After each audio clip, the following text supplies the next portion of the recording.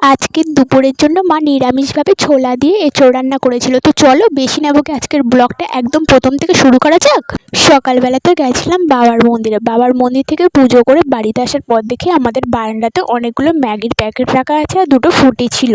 এবার ওই দেখে আমি তো বুঝতেই পারছি না, ভাবছি কেউ কি দিল নাকি, তা বলে এতটা দেবে। মেজদিকে জিজ্ঞাসা করে শুনি যে না কিনেছে। এবার সব কটা জিনিসের উপর 10 টাকা করে দাম ফেলা, কিন্তু নাকি নিয়েছে 5 টাকা করে সব জিনিসই। কি জানি, দেখে তো বোঝা যাচ্ছে না খারাপ হবে কি, এখন খেয়ে দেখতে হবে তবেই জানা যাবে। তো যাই হোক, আমরা সকালবেলা বসে পড়েছিলাম খেতে। আজকে সকালে খেয়েছিলাম পান্তা, তার সাথে ছিল আলু ভাজা। তো সকালবেলা খাওয়া দাওয়া করে আমাদের পাড়ার যে কলতলাটা আছে ওখানে গিয়ে বসেছিলাম, কিন্তু কিছুক্ষণ বসে ফোন দেখার পর বুঝলাম আজ আর যেন নেটওয়ার্কটা ঠিক মতন কাজ হচ্ছে না। সেই জন্য চলে এসেছিলাম বাড়িতে আসার পরে দিদার সকালে যে নাড়ু প্রসাদটা দিয়েছিল ওইটা খাচ্ছিলাম। তো মেজদি বললো যে চলে একটু মাঠের দিক দিয়ে ঘুরে আসি। সেই জন্য আমি আর মেজদি দুজনে মিলে গেছিলাম একটু মাঠের দিকে। মাঠে গিয়ে কিছুক্ষণ বসার পরে দুপুরবেলা ঠিক খেতে বসার আগে গেছিলাম দিদার বাড়িতে তো গেছিলাম, কিন্তু আসার সময় আর আসতে পারছিলাম না।